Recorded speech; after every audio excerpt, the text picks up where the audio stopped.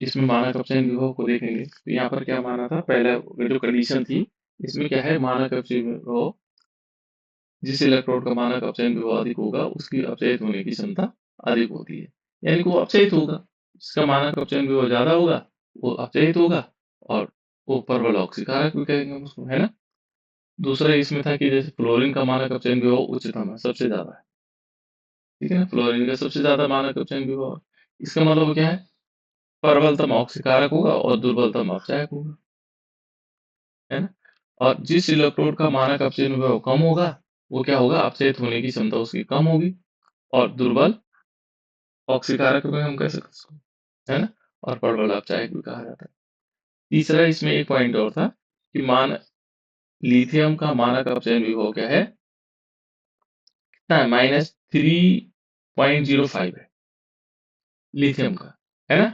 अर्थात लिथियम क्या होगा, प्रबलतम अपचायक होगा, और दुर्बलतम क्या होगा, ऑक्सीकारक होगा, ठीक है ना, इसको हम दुर्बलतम ऑक्सीकारक हम कह सकते हैं, ठीक है। और ये इन्होंने दिया हुआ कि जो इसी प्रकार जैसे हमारे पास लिथियम ये है, ई नोट जिंक है, इसका 0.76 और इसका इतना है, तो इसकी अपेक्षा ये देखो इन्होंने दो एग्जांपल दिए हुए, जैसे एक तो दे रखा है जिंक का, और एक दे रखा है निकेल का, है ना। तो इन सर दोनों में, हाँ, सर स्क्रीन नहीं दिखाई दे रही, पूरा ब्लैक दिखाई दे रहा। अच्छा, ऐसा क्यों है? चलो, एक मिनट।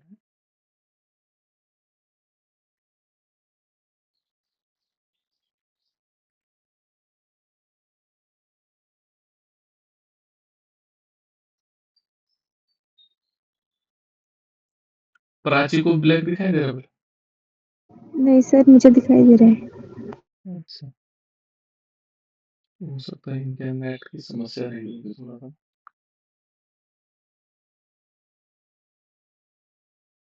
अब दिख रहा है बेटा? Yes sir.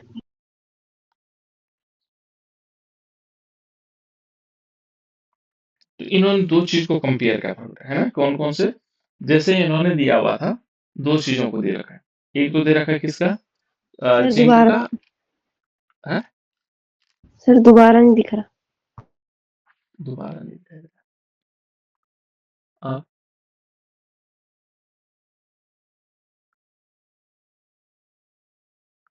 अंशिका तुझे दिखाई दे रहा है बेटा, अंशिका को यस सर। दिख रहा है ना, तो उसके नेट की समस्या है।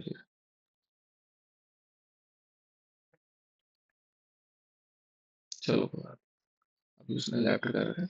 देखो बेटा यहाँ पर दो चीजों का एग्जांपल लिया हूँ, है ना। आप चाहे जैसे माना इसमें यदि देखेंगे तो दो चीजें क्या क्या चीजें हैं, जैसे एक तो है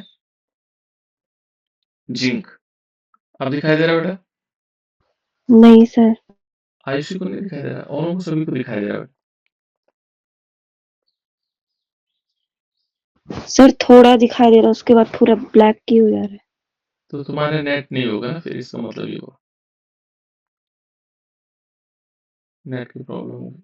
एक बार देख लो ऑफ करके फिर ज्वाइन करना, क्योंकि यहाँ से नहीं है बेटा, यहाँ से कोई इशू नहीं है, यस सर।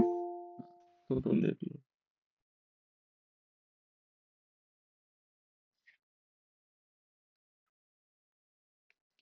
देखो बेटा इसमें हमारे पास एग्जाम्पल लिया हुआ है, जैसे सपोज हमने दो एग्जाम्पल लेते हैं, है ना। तो दो एग्जाम्पल को कैसे ले सकते हैं, जैसे एक हमने लिया जिंक का, तो हमारे पास मानक अपचयन विभव जिंक का है, मान लो मानक अपचयन विभव जिंक का है, जिंक का मानक अपचयन विभव Zn2 पॉजिटिव जिंक ऐसे लिखा जा सकता है ना। इसकी जो वैल्यू दे रखी है ये हम इस टेबल के अनुसार देखेंगे तो ये कितना है, -0.76 वोल्ट दिया हुआ है, ठीक है ना। और दूसरा दे रखा है निकेल का, मानक अपचयन विभव निकेल का दे रखा है, निकेल यहाँ पर आएगा निकेल 2 पॉजिटिव ऑब्लिक निकेल, ठीक है ना। और इसका मानक अपचयन विभव दे रखा है माइनस में 0.25 वोल्ट दे, ये दे रखा है। अब इसमें हमें देखना है इसमें किसका अपचयन होगा। माने इनका हमने एक सेल बनाया, हमने इन दोनों को मिलाकर एक सेल बनाया, है ना? तो हम ये देखेंगे कि इसमें कौन किस पर अपचयन हो रहा है और किस में ऑक्सीकरण हो रहा है। ठीक है? इन दोनों में किस पे ऑक्सीकरण हो रहा है और किस में अपचयन हो रहा है। किस में हो रहा है बेटा? किस पे अपचयन हो रहा है, किस में ऑक्सीकरण हो रहा होगा, उपचयन हो रहा होगा। इन दोनों में देखना पड़ेगा।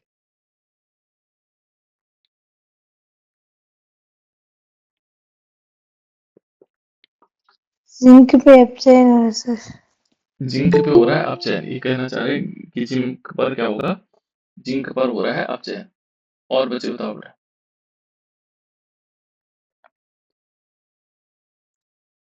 अंशिका ने बताया जिंक पर अपचयन हो रहा है। और बच्चे बताओ। जिंक पे अपचयन। जिंक पे अपचयन। और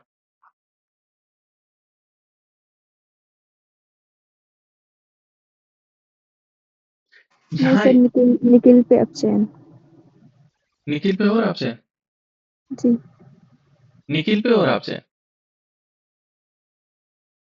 एक बार प्राचीन बदल दी स्टेटमेंट, ये जो है निकिल पे अपचयन हो रहा है। और यस सर, निकिल पे हो रहा है अपचयन। निकिल पे अपचयन हो रहा है।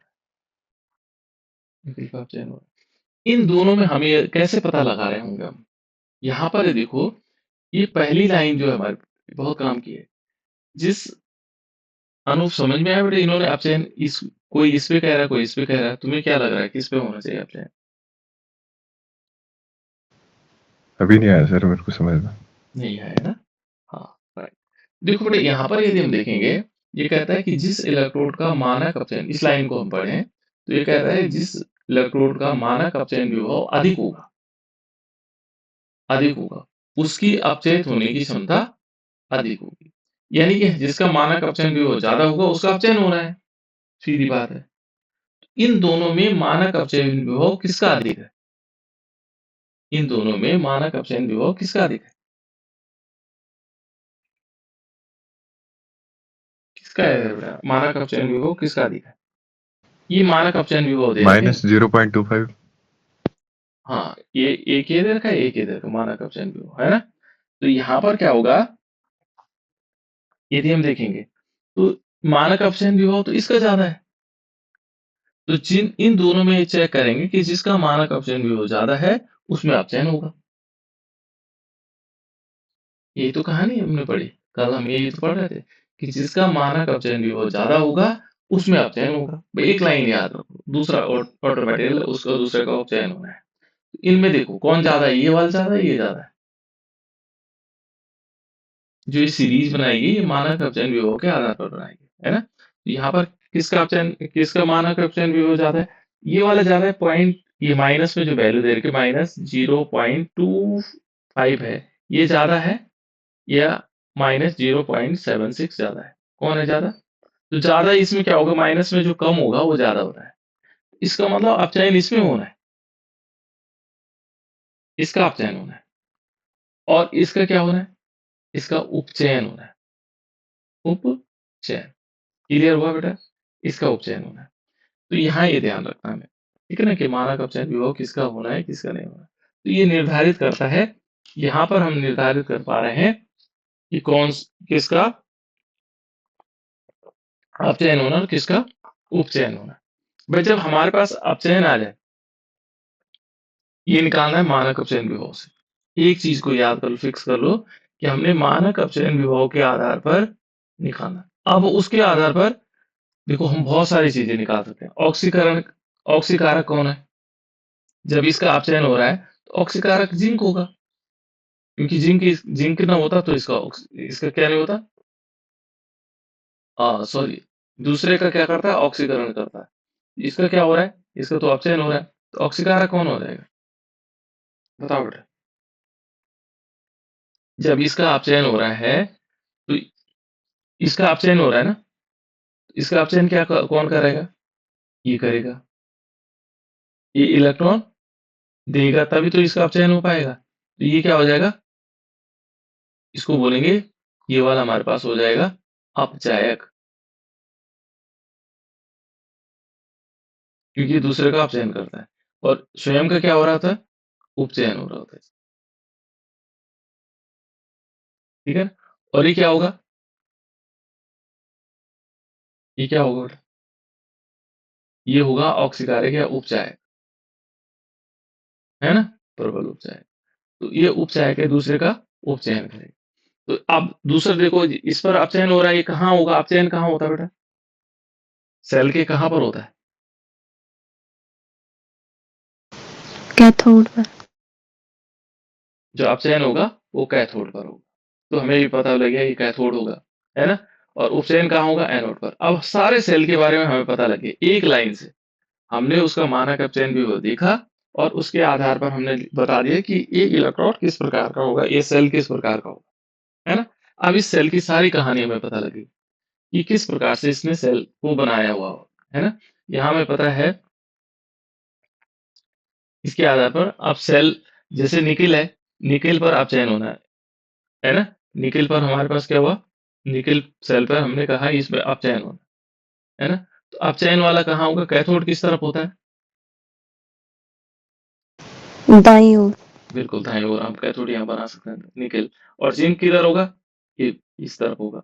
अब हम इसको उससे जोड़ सकते हैं और यहाँ पर इलेक्ट्रोड लगा सकते हैं। तो सारी कहानी हमें पता लग गया किसकी, जिससे हमने इलेक्ट्रोड को जोड़ने की पूरी कहानी पता लगी। यहाँ पर गैल्वेनोमीटर यहाँ हम लगा सकते हैं, ठीक है ना, स्विच लगा सकते हैं। तो इस टाइप से क्या कर सकते हैं बेटा, इसका उपयोग क्या है कि अपचायक क्षमता और ऑक्सीकारक क्षमता भी हमें पता लग रही है, किसकी अपचायक क्षमता ज्यादा है, किसकी कम है, इसमें क्या होना है, ये सारी चीजें हमें इससे पता लग रही है। तो एक तो पहला उपयोग इसका यही है। अब कभी कभी क्या होता है कि इन रिएक्शन होगी या नहीं होगी, है ना, रिएक्शन होगी या नहीं होगी, हमें पता करना है। मान लीजिए एक रिएक्शन लेते हैं, चलो आगे वाले पोर्शन में आ जाए, है ना, रिडक्स अभिक्रिया होने की संभावना या नहीं है, ठीक है। हमने दो रिएक्शन ली, एक रिएक्शन लेते हैं, Zn प्लस क्या होगा, FeSO4 is equal to ZnSO4 plus Fe। छोटी क्लास की रिएक्शन है, ठीक है। एक लेते हैं हम Fe प्लस ZnSO4 और इज इक्वल टू FeSO4 और जिंक। अब एक चीज बताओ, इन रिएक्शन में से कौन सी होगी और कौन सी नहीं होगी, ये दो रिएक्शन है दे रखे हमने, और दोनों रिएक्शन हमने लिख भी ली, इनमें कौन सी रिएक्शन होगी और कौन सी नहीं होगी,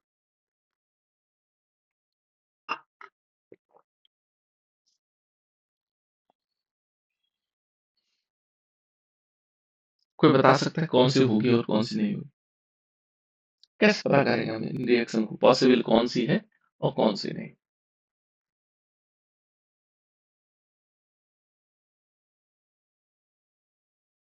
सर पहली वाली होगी और दूसरी वाली नहीं होगी। ये कह रही है, प्राची ने कहा कि पहली वाली तो होगी भाई, ये नहीं होगी। क्यों बेटा, ऐसे क्यों होगी, क्योंकि जिंक आयरन से अधिक अभिक्रियाशील है। यहाँ पर अभिक्रियाशीलता को हमने देखा है ना, लेकिन ये तो तुमने उस हिसाब से बताया जो सक्रियता श्रेणी के आधार पर, है ना। हमने रिडॉक्स अभिक्रिया होने की संभावना है या नहीं, यहाँ देखो ऊपर है, चलो ठीक, बहुत बढ़िया बेटा, है ना। देखो यहाँ तुमने सक्रियता श्रेणी के आधार पर बताया, लेकिन हमने रिडॉक्स अभिक्रिया के आधार पर बताना है। देखो यहाँ देखो, जिंक ने क्या बनाया, जिंक 2 पॉजिटिव बनाया, ये अभिक्रिया ऐसी है। पहले वाली यदि हम रिएक्शन को देखेंगे तो इसमें क्या हुआ, ये जो जिंक था, यहाँ पर देखोगे तो जिंक 2 पॉजिटिव बना, ठीक है। और यहाँ पर देखोगे तो इसी वाले अभिक्रिया में आयरन था, आयरन 2 पॉजिटिव था, और एक इसमें कन्वर्ट हुआ आयरन, ठीक है ना, ये दो हमारे पास है। तो पहले हम एक काम करते हैं, हम इनका मानक अपचयन विभव देख लेते हैं।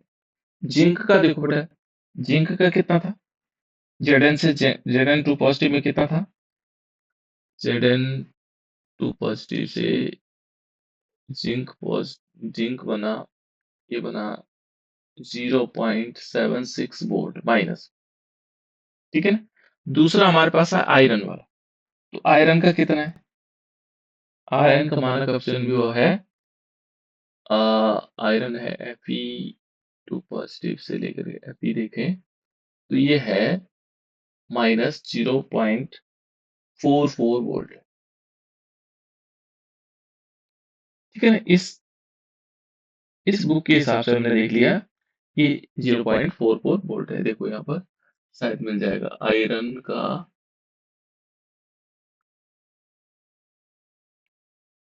ये है आयरन, है ना, ये आयरन का है, और इससे इसके बाद हमारे पास जिंक का देखेंगे ये, ठीक है। अब ये बताओ बेटा, इसमें हमें क्या करना है, ये दो चीजें हमने सही देख ली। अब पहले ये चेक करो इनमें अपचयन किसका होगा और ऑक्सीकरण किसका होगा, इन दोनों, अभी पता लग जाएगा इनमें अपचयन किसका हो रहा है और ऑक्सीकरण किसका हो रहा Fe का अपचयन और है। Zn का ऑक्सीकरण। देखो इसका हो रहा है अपचयन, इतना पता लग गया, सबको लग गया बेटा पता, अनूप पता लगा यस सर। क्यों हुआ इसका अपचयन, क्योंकि एफ ही ज्यादा है सर। क्या इसका एपी का क्या ज्यादा है, मानक अपचयन विभव ज्यादा है, ठीक है ना। एफई का मानक अपचयन विभव ज्यादा है, तो यहां देखोगे एफई का मानक अपचयन विभव क्या है बेटा, अधिक है। आरुषि बेटा ये इंटरमीडिएट क्लास है, यदि तुम चाहो तो पढ़ सकते हो, कोई दिक्कत नहीं। देखो बेटा एफई क्या है, कि जब हम एफई को देखेंगे एफई का क्या हो रहा है, यहाँ पर अपचयन हो रहा है ना, एफई का क्या हो रहा है, अपचयन हो रहा है, तो हम आसानी से समझ रहे हैं क्योंकि इसका मानक अपचयन विभव ज्यादा है। ये मानक अपचयन विभव दे रखे बेटे, दोनों क्या है, मानक अपचयन विभव, ये दोनों मानक अपचयन, एफई का मानक अपचयन विभव ज्यादा है इसलिए इसका अपचयन हो रहा है ना, और जिंक का मानक अपचयन विभव क्या है, कम है, इसलिए क्या होगा, इसका उपचयन हो रहा है, ये कम है ये ज्यादा है, ठीक है ना। अब यहां देखो इसका मतलब एफई का अपचयन हो रहा है, क्या यहाँ पर एफई का अपचयन हो रहा है ऊपर वाले अभिक्रिया में, एफई देखो, एफई यहाँ पर देखो, एफई ने क्या किया, देखो Fe2 पॉजिटिव था, इसने 2 इलेक्ट्रॉन लिए और तब जाकर के Fe बना, बन रहा कि नहीं बन रहा, और जिंक क्या कर रहा है, जिंक का उपचयन हो रहा है, देखो बिल्कुल परफेक्टली, इसलिए एक अभिक्रिया संभव है ऊपर वाली।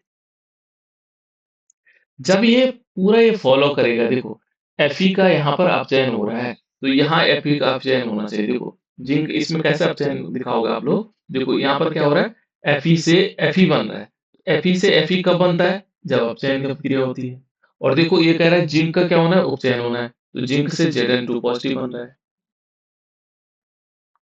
मेरी बात समझ में आई या नहीं आई, ये बात समझ में आई बेटा कि नहीं आई, हाँ नहीं बता दो पहले, तो मैं क्लियर करूंगा, मैं फिर दोबारा बताऊंगा, जल्दी बताओ बेटा।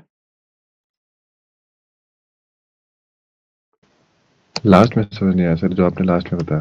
बिल्कुल, कोई बात नहीं बेटा, देखो एक तो घबराना नहीं आप लोगों को, है ना, जहाँ ना समझ में नहीं आता है वहां पूछ लेना चाहिए, है ना। मैं दोबारा से बता दूं, हमारे पास दो रिएक्शन थी, एक था Zn प्लस हमने क्या किया, यहाँ पर FeSO4 लगाया, Zn के साथ FeSO4, और हमने कहा ये बनाएगा ZnSO4 और प्लस Fe।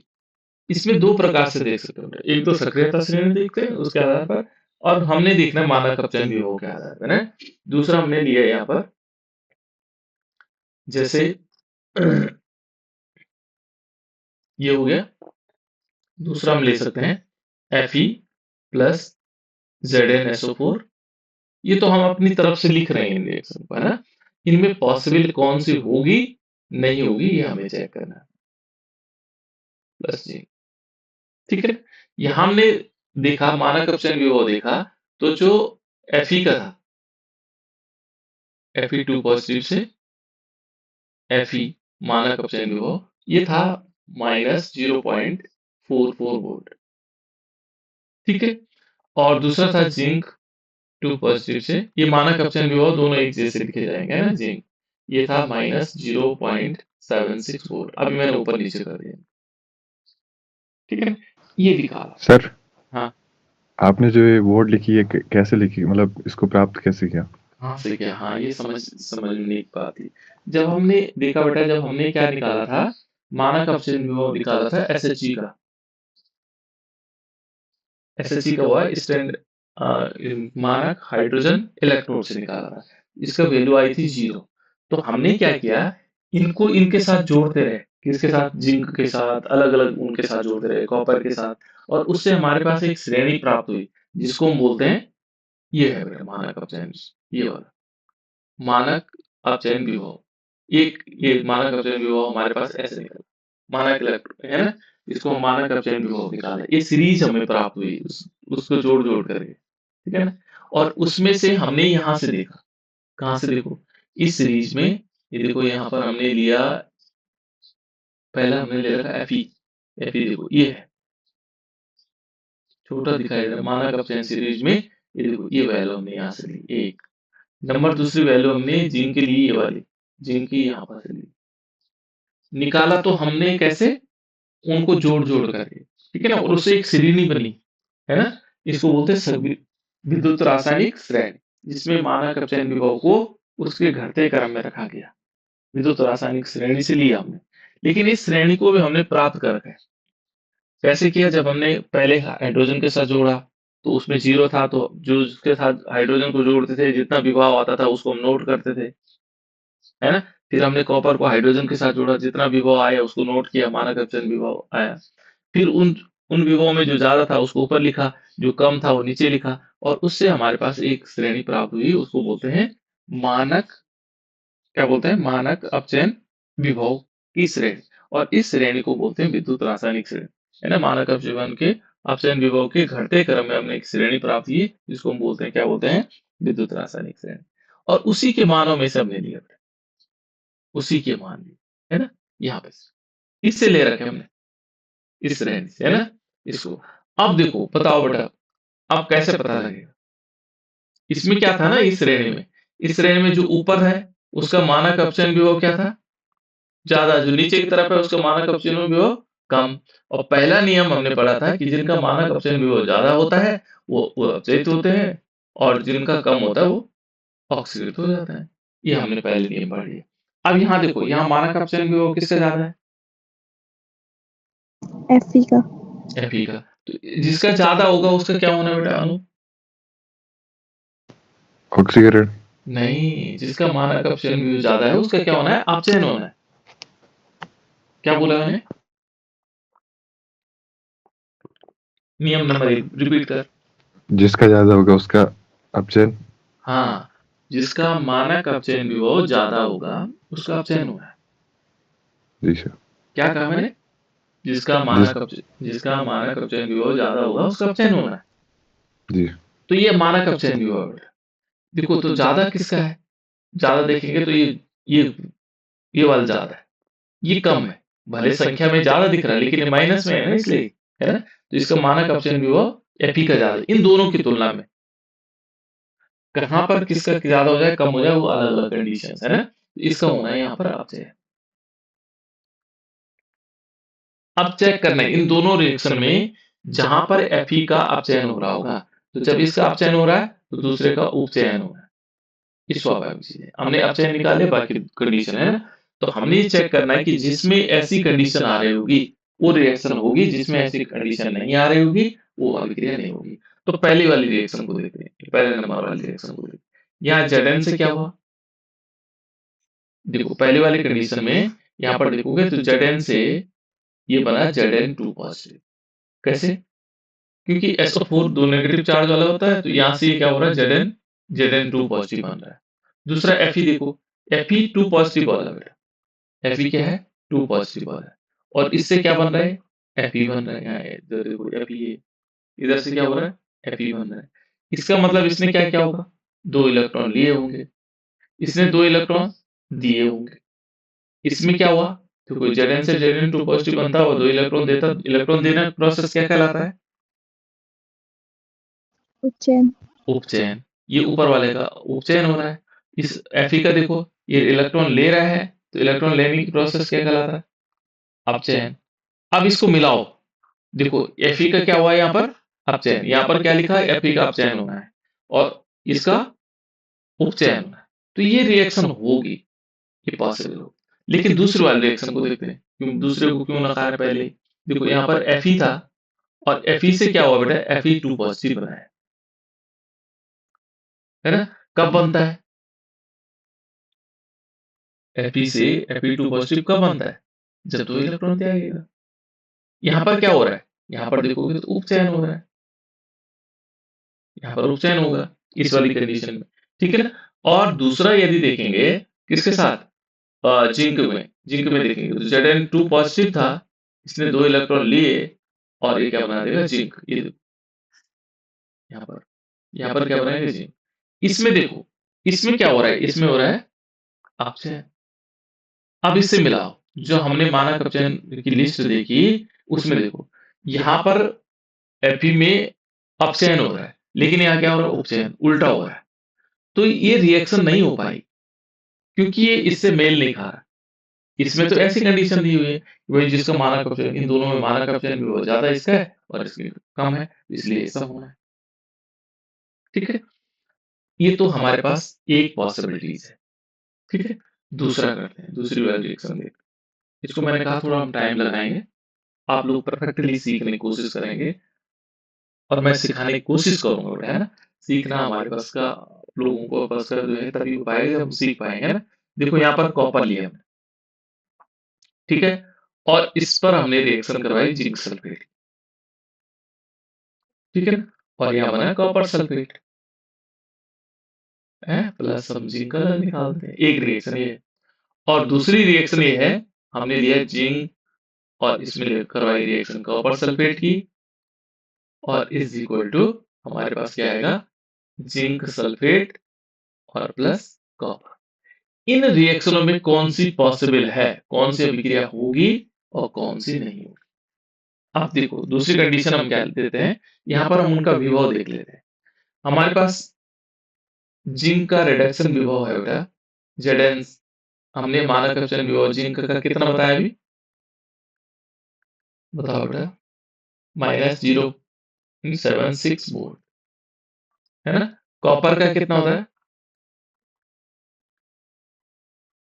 कॉपर का कितना होता है बेटा, तो आप लोगों को मालूम होगा कॉपर का कितना होता है, याद भी रखना आपको, है ना।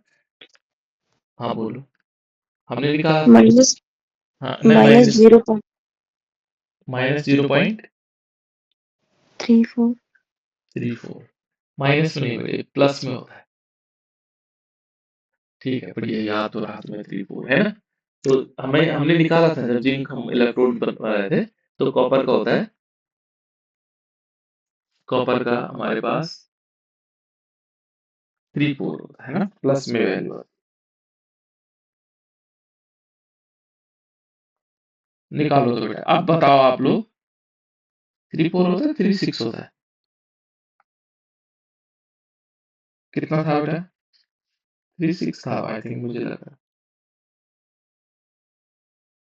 आप लोगों को याद है, 34 ही था, ठीक है। निकालो बेटा, किसका, यहाँ पर किसका विभव चेक होना है, ऐसे निकल जाएगा, यहाँ पर होगा T4, ये है, सही है। है ना? बताओ बेटा कौन सी अभिक्रिया होगी और कौन सी नहीं?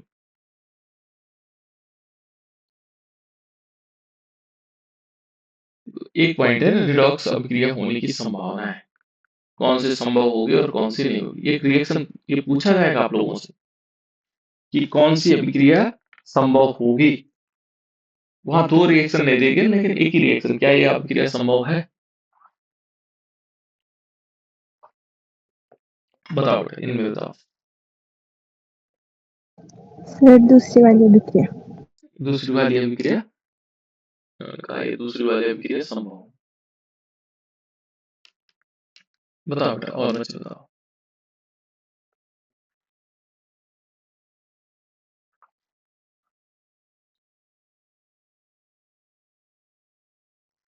और लोगों के समझ में आ रहा है या नहीं आ रहा है?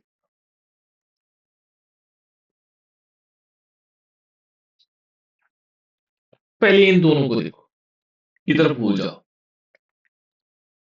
यहां पर मानक अपचयन विभव किसका ज्यादा है? एक लाइन, मानक अपचयन विभव किसका ज्यादा है? जिंक का, और कॉपर। कॉपर का। तो अपचयन किसका होना है? अपचयन किसका होना है? कॉपर। कॉपर का ही होगा। जब इसका मानक अपचयन विभव ज्यादा है तो इसी का अपचयन होना है। जिसका दोनों में मानक अपचयन विभव ज्यादा होगा उसका अपचयन होना ही है। और यहां हम इस जब इसका अपचयन होगा तो स्वाभाविक है इसका क्या होना, उपचयन होना है। ठीक है, बस इतने से पता होना चाहिए। अब हम इन रिएक्शन में देखेंगे जिनमें यदि इन दोनों रिएक्शन में जिस जहां पर यदि कॉपर का अपचयन हो रहा होगा वो रिएक्शन होगी। तो हम एक चीज चेक करते हैं, पहले कॉपर से चेक कर लेते हैं, चलो दोनों को नहीं करते चेक, है ना। देखो यहाँ कॉपर एटम Cu, Cu से Cu2 पॉजिटिव हुआ। Cu से Cu2 पॉजिटिव कब बनता है? कब बनता है बेटा? कब बनता है? Cu से Cu2 पॉजिटिव कब बनेगा? जब वो दो इलेक्ट्रॉन त्यागेगा। Very good. देखो जब वो दो इलेक्ट्रॉन त्यागता है तभी वो Cu पॉजिटिव बनता है। Cu से कॉपर दो धनावेश कब बनेगा? जब Cu दो इलेक्ट्रॉन त्यागेगा। और दो इलेक्ट्रॉन त्यागने पर ये त्यागने की जो प्रोसेस होती है वो क्या होती है? ये होती है, बोलो, उपचयन, जिसको हम ऑक्सीकरण कह रहे हैं। इसमें उपचयन हो रहा है, हम कह रहे हैं कि यहाँ कॉपर का उपचयन हो रहा है। तो ये यहीं पर हमारे नेगलेक्ट होगी, यहाँ पर नहीं आएगी, ये रिएक्शन हो ही नहीं सकती, है ना। फिर देखो दूसरे वाली कंडीशन में देखेंगे, यहाँ पर देखो Cu से Cu बना, Cu2 पॉजिटिव से, इसी से हम पता लगा सकते, दो इलेक्ट्रॉन लिया और इसने क्या कर दिया, Cu बना दिया। इसमें अपचयन अपचयन हो रहा है। तो हम ये लगा सकते हैं कि जहां पर अपचयन हो रहा हो वो अभिक्रिया होगी। तो ये वाली अभिक्रिया हमारे पास पॉसिबल है। ठीक है ना, ये नहीं हो सकती क्योंकि ये कहीं से मेल नहीं खा रहा है दूसरे का अपचयन। तो हम इस प्रकार से निकाल सकते हैं। ठीक है, एक रिएक्शन और। इतनी बात समझ में आई या नहीं आई? Yes sir. आगे ना, अब हम करवाएंगे बेटा Cu पर HCl की रिएक्शन करवाएंगे, हाइड्रोक्लोरिक अम्ल, और ये बनाया CuCl2 और प्लस H2 हाइड्रोजन गैस निकला। क्या ये रिएक्शन संभव है या नहीं?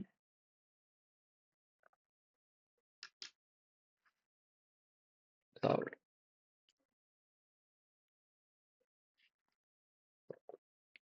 क्या यह अभिक्रिया होगी या नहीं होगी?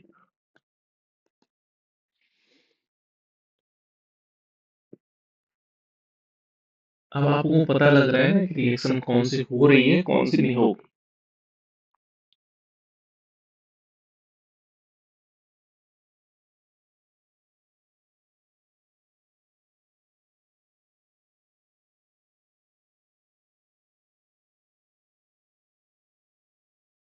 इसका मानक अपचयन भी बहुत दे दूं आपको बस। देखो Cu2 पॉजिटिव Cu, इसका कितना होता है? अभी तो आप लोगों ने बताया था, प्लस 0.34। Very good. और हाइड्रोजन का मानक अपचयन भी वो कितना होता है? 0। 0 होता है, वेरी गुड। अब आप लोग निकाल सकते हैं।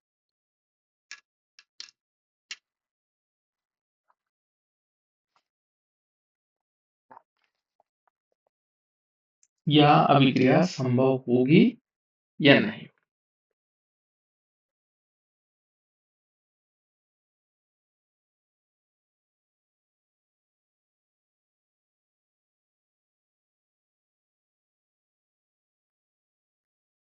बताओ बेटा।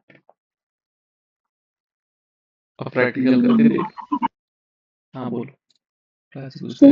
नहीं नहीं, प्राचीन कहे नहीं होना। और लोग बताओ।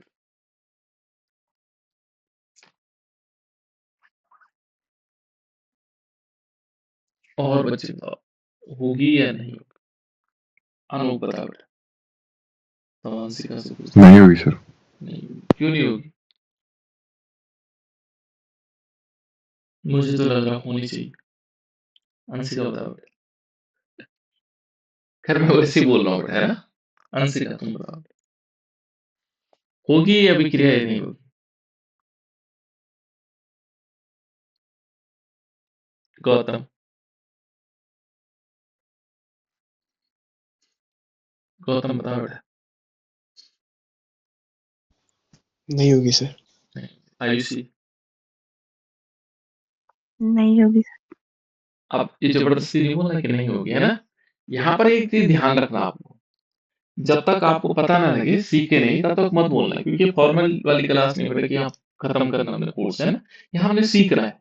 देखो यहाँ पर दो चीजें हैं। हमारे पास आया Cu से Cu2 पॉजिटिव, और ये इसकी वैल्यू इतनी है, और हाइड्रोजन की वैल्यू कितनी, 0 है। तो इसमें मानक अपचयन विभव किसका ज्यादा है? सी का। स्वाभाविक दिख रहा है ना, ये तो ज्यादा 0. हाँ, ये है ज्यादा, तो यही है, 0 से ज्यादा है, प्लस में वैल्यू है, तो इसका मतलब इसका ज्यादा है, तो अपचयन इसका होना चाहिए। यहाँ पर क्या होना चाहिए? अपचयन किसका होना चाहिए? कॉपर का होना चाहिए। इसका क्या होगा? इसका देखेंगे तो यहाँ पर क्या होना चाहिए? उपचयन होना चाहिए इसका। अब यहाँ चेक करते हैं इस अभिक्रिया में क्या दिखाया जा रहा है। इस अभिक्रिया में हो क्या रहा है? यहाँ देखो, ये कॉपर है, ये सिंपल कॉपर है, और कॉपर से यहाँ पर देखो, इस कॉपर था, लेकिन यहाँ कॉपर, ये वाला कॉपर क्या बना? ये दो पॉजिटिव वाला बन रहा है। इस कॉपर से दो कॉपर पॉजिटिव वाला बन रहा है। ये बन रहा है ना, जिसमें दो कॉपर पॉजिटिव। ये इस कॉपर से ये बना, Cu से Cu2 पॉजिटिव बना, तो Cu2 पॉजिटिव कब बनेगा? जब क्या होगा बेटा इसमें? 2 इलेक्ट्रॉन त्यागेगा। बिल्कुल, दो इलेक्ट्रॉन त्यागेगा। और ये प्रोसेस कौन सी कहलाती है? कौन सी? उपचयन है कि नहीं? उपचयन। लेकिन यहाँ पर क्या बता रहा है? ये बता रहा है कि इन दोनों की कंडीशन में इसका तो अपचयन होना है। जब ये हाइड्रोजन के साथ होगा तो इस समय इसका अपचयन होना है, लेकिन हम कह रहे हैं यहाँ उपचयन दिखा रहे हैं, तो ये रिएक्शन हो ही नहीं सकती। ये तो गलत हमने कर दिया, है ना? इसलिए ये क्या नहीं करेगा, इसके साथ रिएक्शन ही नहीं करेगा, पॉसिबली नहीं हो पाएगा, है ना? इसके साथ। अब चलो एक और देखते हैं। अब यहाँ पर देखते हैं, Zn के साथ हम करवाते हैं रिएक्शन हाइड्रोक्लोरिक अम्ल की, और ZnCl2 बनता है। क्या ये रिएक्शन होगी या नहीं होगी? अब इसको देखो, अब आप लोग देखो, जिनका आप लोगों को पता है ना मानक अपचयन विभव कितना है, Zn2 पॉजिटिव से Zn बना, और इसका जो मानक अपचयन विभव है वो है -0.76 वोल्ट। देखो कॉपर के साथ तो ये अभिक्रिया नहीं कर रही, क्या जिंक के साथ करती कि नहीं करती? पता करो, जल्दी से बताओ।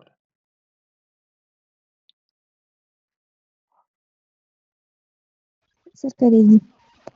देखो, प्राचीन कहते कराएगी। अब ऐसा भी नहीं कि कर देगी, एक बार झूठ भी बोल दो बेटा प्राचीन, ताकि पता लग जाए कि कोई किस किसको आ रहा है। अभी इसने झूठ ही बोला है, नहीं करेगी, देखो तो, बताओ बेटा, करेगी नहीं करेगी? करेगी सर। अरे बताओ, और बच्चे बताओ, और करेगी तो क्यों करेगी बताओ।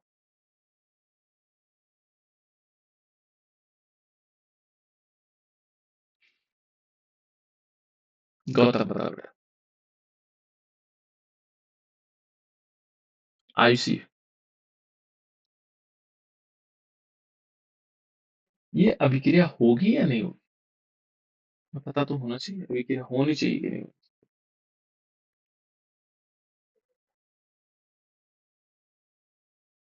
बताओ बेटा।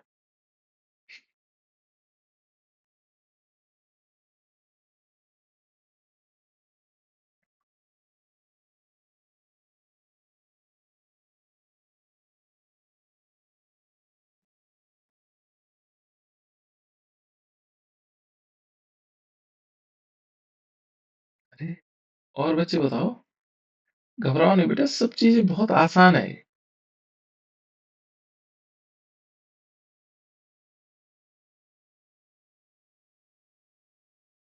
बहुत आसान है। कैसे होगा?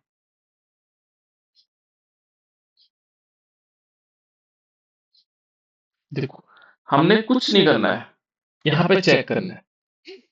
मानक अपचयन विभव जिसका ज्यादा है उसका अपचयन होना है। तो अब इसको छोड़ देंगे, अब इसका काम खत्म हो गया है ना, कॉपर वाले का काम खत्म हो गया। अब हम इसमें लेते हैं एक हाइड्रोजन और एक जिंक। इन दोनों में मानक अपचयन विभव किसका ज्यादा है, हाइड्रोजन का है या जिंक का है? किसका बेटा? अनूप भी बताएगा, मानक अपचयन विभव किसका ज्यादा है? हाइड्रोजन के सर। हाँ, क्योंकि जीरो है ना, और ये माइनस में, माइनस तो और नीचे होता है, जीरो से नीचे माइनस होता है। तो इसका मतलब क्या है, अभी अपचयन किसका होना है, इन दोनों को जोड़ेंगे तो यहाँ पर हाइड्रोजन का होना है अपचयन, क्योंकि मानक हाइड्रोजन अपचयन, मानक अपचयन विभव किसका ज्यादा है, हाइड्रोजन का है। तो मानक अपचयन विभव हाइड्रोजन का ज्यादा है, और इसलिए इसका अपचयन होना है, और यहाँ इसका क्या होना है, उपचयन होना है। तो यहाँ चेक करते हैं, यहाँ देखो, चलो हाइड्रोजन से चेक करते हैं। यहाँ पर हाइड्रोजन को देखेंगे तो हाइड्रोजन के पास एक प्लस चार्ज है, क्योंकि उसके साथ एक माइनस है, जैसे ऑक्सीडेशन नंबर निकालता है ना, उसके आधार पर निकाल सकता है। और यहाँ पर देखोगे तो हाइड्रोजन क्या हुआ, H2 के रूप में आया। तो जब H2 के रूप में आता है ना बेटा, इसका जीरो चार्ज हो जाता है, क्योंकि मॉलिक्यूल के रूप में आ जाता है ना। तो यहाँ पर देखोगे, इसने हाइड्रोजन से हाइड्रोजन आयन से हाइड्रोजन बना, तो कब बनेगा, जब ये एक इलेक्ट्रॉन लेगा, तभी तो ये चार्ज खत्म होगा। तो जब इसने एक इलेक्ट्रॉन लिया तो ये हाइड्रोजन बना। हाइड्रोजन को लेना क्या कहलाता है, अपचयन कहलाता है। और यहाँ पर कह भी रहा है, देखो अपचयन किसका, इसका अपचयन होना है, क्योंकि इसका अपचयन भी हो जाता है। और जिंक को देखो, Zn हमारे पास है, Zn से Zn2 पॉजिटिव बना। देखो यहाँ पर कह रहा है इसका होना उपचयन, उपचयन माने इलेक्ट्रॉन, तो इसने दो इलेक्ट्रॉन त्याग दिए, हुआ कि नहीं हुआ? तो इस प्रकार से हम चेक कर सकते हैं बेटा, देखो ये पॉसिबल, दोनों के लिए पॉसिबल हो रहा है, तो ये रिएक्शन होगी। तभी आप लोग देखोगे धातु के साथ जब हम हाइड्रोक्लोरिक अम्ल की रिएक्शन करवाते हैं, तो जिंक तो रिएक्शन करता है, लेकिन कॉपर नहीं करता, कॉपर के साथ कोई रिएक्शन नहीं करता है ना। और यही कारण है कि मानक जो हमारे पास क्या है, मानक अपचयन विभव किस प्रकार से संभावनाएं दिखाता है। तो ये है, देखो ये कह रहा है कि किसी रिडॉक्स अभिक्रिया, सेल अभिक्रिया के लिए अग्र दिशा में होने वाली संभावनाएं दोनों अर्ध सेल रिडक्शन के आधार पर ज्ञात की जा सकती है ना। यदि रिडॉक्स अभिक्रिया क्या होगा, नोट का धनात्मक आता है, तो अभिक्रिया समीकरण अग्र दिशा में होगी, और ऋणात्मक आता तो नहीं होगी, है ना, विपरीत दिशा में होगी। ठीक है ना। यहाँ पर देखो, इन दोनों का रिडॉक्स अभिक्रिया, जैसे मान लीजिए हमारे पास ये है, आप देखो कैसे, अभी तक तो हमने बिल्कुल परफेक्टली उस रूप में समझा है, आप फॉर्मूले के रूप में समझ लो इसको, किस प्रकार से आएगा। जैसे माना इसमें हमें निकालना है, इस वाली अभिक्रिया का रिडॉक्स अभिक्रिया निकाल, देखो ये है हमारे पास, ए जी दे रखा है ना, ये दे रखा है, क्या दे रखा है, 2 Ag प्लस सी डी, और इसमें 2 पॉजिटिव चार्ज, और यहाँ दे रखा है is equal to 2 Ag plus plus cadmium. ठीक है ना, ये दे रखा है। और इन्होंने मानक अपचयन विभव दे रखा है, कैडमियम का दे रखा है, Cd का दे रखा है, कितना, ये दे रखा है माइनस माइनस 0.40, और जो Ag का दे रखा है, मानक अपचयन विभव कितना दे रखा है, ये दे रखा है 0.80 प्लस में दे रखा है ना। अब यहाँ पर जो हमारे पास फॉर्मूला होता है बेटा, वो किस प्रकार से लिखा जा सकता है, इसका जो फॉर्मूला बनाएंगे हम, फॉर्मूला किस प्रकार से होगा, रिडॉक्स अभिक्रिया के लिए कैसे निकाला जा सकता है, जो हमने इससे पहले बताया था ना आपको, क्या बताया था किस प्रकार से यदि धनात्मक वैल्यू आएगी तो क्या होगी, देखो यहाँ पर कह रहा है यदि अभिक्रिया में देखो धनात्मक आता है, देखो रिडॉक्स अभिक्रिया ई नोड का मान का अंतर धनात्मक आता है तो अभिक्रिया समीकरण अग्र दिशा की ओर होगी, अग्र दिशा की ओर होना है इसने, है ना। तो कैसे कैसे होगा इसके हम निकालेंगे, देखो ई नोट, जब हम इस फॉर्मूले के आधार पर देखेंगे ई नोट सेल, अब इसको ऐसे करेंगे E naught cell is equal to, अब हम ऐसे कर लेंगे। अब आपको तो पता लग गया ना कि मेन बेसिक चीजें पता लगी, ई नोट और यहाँ पर क्या आएगा, यहाँ क्या होना चाहिए, इसमें कैथोड कौन सा है और एनोड कौन सा है, इसको पता करो पहले। यहाँ देखो कैडमियम से 2 पॉजिटिव से इसमें क्या हो रहा है, उपचयन हो रहा है, यहाँ पे क्या हो रहा है उपचयन, और यहाँ पर क्या हो रहा है बेटा, एजी से एजी पॉजिटिव बन रहा है, ये हो रहा है उपचयन, सॉरी ये वाला अपचयन है, कैडमियम वाला अपचयन है, कैडमियम 2 पॉजिटिव से, मुझे एक मिनट है तो ठीक करना पड़ेगा। ये देखो हमारे पास पहले रिएक्शन सेल अभिक्रिया लिखता हूं मैं ना, जैसे हमने लिखा 2Ag है ना, और plus CD 2 positive charge is equal to 2Ag positive charge और प्लस कैडमियम, है ना। तो यहाँ पर देखो बेटा, यहाँ यदि कैडमियम से कैडमियम 2 पॉजिटिव देखेंगे तो इसका मतलब क्या हो रहा है, इसमें CD 2 पॉजिटिव से CD में कन्वर्ट हुआ तो क्या हुआ, बताओ प्रोसेस बताओ, ऑक्सीकरण है अपचयन, अपचयन। ये अपचयन हुआ, ठीक है ना। यहाँ अपचयन होगा तो ये किस पर आएगा, कैथोड पर। कैथोड पर, इतनी बात पता लग गई। दूसरा वाला ऑटोमेटिकल एनोड आ जाएगा, है ना। तो हम फॉर्मूला लिख लेते हैं, E naught cell is equal to E cathode minus E anode होता है, E naught cathode minus E naught anode. तो हमें मालूम है कैथोड पर कौन आना है, कैथोड पर आना है कैडमियम को, तो कैडमियम की वैल्यू कितनी है, ये वाली बेटा, है ना। इस फॉर्मूले में रखो कैथोड की वैल्यू कितनी आएगी, माइनस 0.40, ठीक है ना। माइनस एनोड पर कौन आएगा, एजी, तो माइनस ये क्या आएगा, एजी आएगा यहाँ पर, तो एजी की वैल्यू कितनी होगी, देखो माइनस है फिर उसके बाद प्लस में वैल्यू है, प्लस 0.80, ठीक है ना, इतना बोल। और इसमें एक चीज कहा गया, यदि ई नोड सेल का वैल्यू, अब हमें पता लगे ना ये एनोड कैथोड पे क्यों लिखा हमने, इतना मालूम लगा बेटा हमें, इतना मालूम हुआ हमें कि नहीं हुआ, पहले बताओ अनु, मालूम हुआ बेटा, ये चीजें समझ में आई, यस सर। ये चीज समझ में आ गई ना। अब देखो इसकी जब वैल्यू हम निकालेंगे तो क्या आएगी, ई नोट सेल बराबर क्या आएगा, ये तो माइनस 0.40 हो गया, और ये माइनस होगा, माइनस फिर ये भी माइनस में वैल्यू आएगी, ये कितने आएंगे 0.80, टोटल जोड़ेंगे माइनस माइनस तो माइनस में वैल्यू होगी, कितना आएगा 1.20, 02 है ना, 20 वोल्ट है, ठीक हुआ बेटा। अभी देखो किस में आई वैल्यू, ये माइनस में आई, और इन्होंने क्या कहा कि यदि रिडॉक्स अभिक्रिया का अंतर धनात्मक आता है तो अभिक्रिया अग्र दिशा में होगी, और ऋणात्मक आएगा तो ये विपरीत दिशा में होगी, ये गलत हो जाएगी रिएक्शन, ये विपरीत दिशा में चलेगी, ऐसे उल्टे में चलेगी, तो ये अभिक्रिया संभव नहीं हो पाई, है ना, ये अभिक्रिया नहीं हो पाई क्योंकि इसकी वैल्यू ऋणात्मक आ गई, तो ये अभिक्रिया नहीं हो पाई बेटा।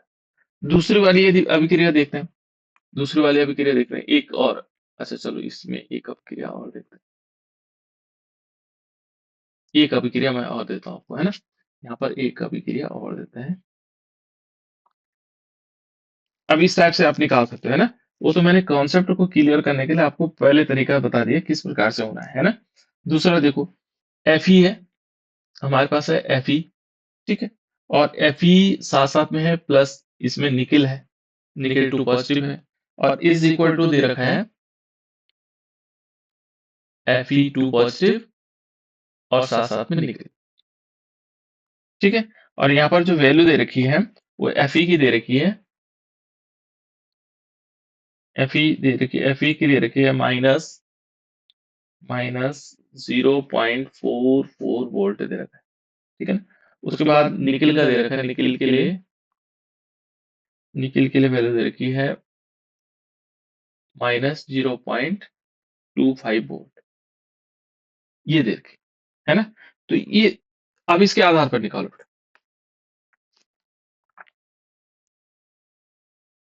ये दोनों माइनस माइनस में वैल्यू दे रखी है ना। तो यहां पर हम क्या लिखेंगे, ई नोट सेल, फिर वही लिखेंगे E naught cell is equal to E naught cathode minus E naught anode. ठीक है ना, तो इसमें कैथोड पर कौन आएगा पहले चेक करेंगे। देखो यहां से Fe से Fe2 पॉजिटिव बन रहा है, इसका मतलब क्या हो रहा है, अपचयन। अपचयन हो रहा है। अपचयन बोला बेटा तुमने कि कुछ और बोला? उपचयन होगा सर। हाँ उपचयन होगा, ये होगा उपचयन। ठीक है ना, और निकिल से निकिल 2 पॉजिटिव से निकिल हुआ, ये 2 इलेक्ट्रॉन लेगा ना तब जाकर के निकिल बनाएगा, इसका होगा अपचयन। तो हमें सिंपल देखना है, क्या करना है, यहां पर देखो कैथोड पर कौन आएगा, निकिल आएगा। देखो अपचयन किसका हो रहा है, ये तो कैथोड पर जिसका अपचयन होता है वो कैथोड पर आता है, तो निकिल यहाँ पर क्या आएगा, निकिल। तो इसकी वैल्यू हमारे पास आएगी माइनस 0.25, ये देखो निकिल वाली वैल्यू यहाँ पर आएगी। एनोड पर कौन आएगा फिर माइनस, और फिर क्या होगा Fe, ये दूसरा Fe तो आना ही है ना, यहाँ पर आएगा माइनस 0.44 वोल्ट। तो जब धनात्मक आएगा तो अग्र अभिक्रिया यानी कि आगे की तरफ ऐसे में चलेगी अभिक्रिया, है ना। तो यहाँ पर आएगा ई नोट सेल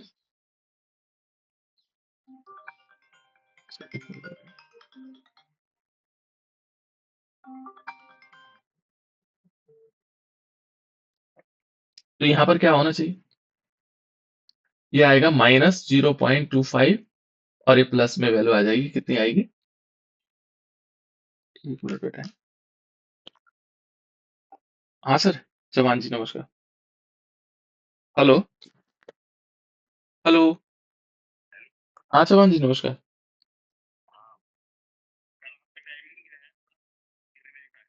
आप बताओ ना।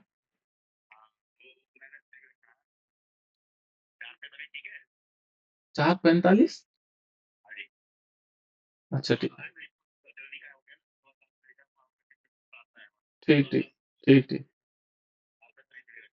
ठीक ठीक ठीक, ओके ठीक है बेटा। तो अब देखो हमने ये वैल्यू ले ली, अभी माइनस माइनस क्या हो जाएंगे, प्लस की वैल्यू हो जाएगी, यानी कि यहाँ पर आएगा 0.44। ठीक है, अब इनमें देखो हम माइनस, ये प्लस की वैल्यू हमारे पास 0.44 और इसमें से हमें क्या करना है 0.25 माइनस कर देना है, तो कितना बचेगा, कितना हो रहा है, ये प्लस में बच रहा है हमारे पास, है ना। तो यहाँ पर देखोगे तो इसकी वैल्यू कितनी बचेगी, ये बचेगा प्लस में वैल्यू धनात्मक आ गई 0.19। तो ये अभिक्रिया क्या होगी, अग्र दिशा में होगी, तो ये संभव हो जाएगी। तो हम इस प्रकार से रेडॉक्स अभिक्रिया को चेक कर सकते हैं। क्लियर हुआ बेटा, इतनी बात समझ में आई या नहीं आई? अब देखो यस यहाँ सर। इसमें एक क्वेश्चन इस टाइप के आते हैं, ये देखो एक क्वेश्चन ये आता है, ये कह रहा है क्या FeSO4 को निकिल के पात्र में संग्रहित किया जा सकता है, ये क्वेश्चन ये आता है ना। ये Fe के पात्र में जो हमारे पास ये क्या होगा, FeSO4 को निकिल के पात्र में संग्रहित किया जा सकता है। तो हमें इनका जो है मानक अपचयन विभव ज्ञात होना चाहिए, तभी जाकर के पता लग पाएगा कि संग्रहित कर सकते हैं या नहीं कर सकते। यहाँ देखो, अब यहाँ एक चीज और है, जैसे माना हमारे पास, इसको बताऊं या बाद में बताऊं, कल बताते हैं इसको, है ना, कल मैंने नेक्स्ट डे को, है ना। एक तो ये हो गया, दूसरा देखो बेटा, ये कॉपर सल्फेट, ये Fe के पात्र में किया जा सकता है, आयरन के पात्र में किया जा सकता है, नहीं किया जा सकता है। ठीक है ना? इसकी मानक इलेक्ट्रोड विभव है, ई सेल निम्न प्रकार है ना? इसकी सेल की क्षमता गणना करने की, है ना? ये देखो कॉपर की सेल में डुबाया जाता है, नीला गायब हो जाता है। तो ये सारे क्वेश्चन इससे संबंधित है ना? ये क्वेश्चन आते हैं बेटा। अभी मैं एक दो क्वेश्चन और बताऊंगा इसमें। तो ये समझ में आ गया कि हम किस प्रकार से रिडॉक्स अभिक्रिया संभव है या नहीं है, इसे हम ज्ञात कर सकते हैं। यहाँ संभावनाएं बता सकते हैं कि कौन सी अभिक्रिया होगी, और संभावनाएं होगी यदि धनात्मक आ गया तो संभव होगी, और ऋणात्मक आया तो विपरीत दिशा में होगी, जो असंभव होगा, है ना? इस प्रकार से। नेक्स्ट और भी है बेटा इसमें, क्योंकि हमने 3-4 टॉपिक हमने इसमें पढ़ने हो। ठीक है ना? संभावना वाला हो गया, अब चाहे गुण हो गया, 2 चीजें हमने पढ़ ली इसमें, है ना? ज्यादा आगे चलिए। अब तीसरा जो टॉपिक है इसका, थोड़ा इसको डिटेल में पढ़ लेंगे तो आसानी रहेगा हमारा।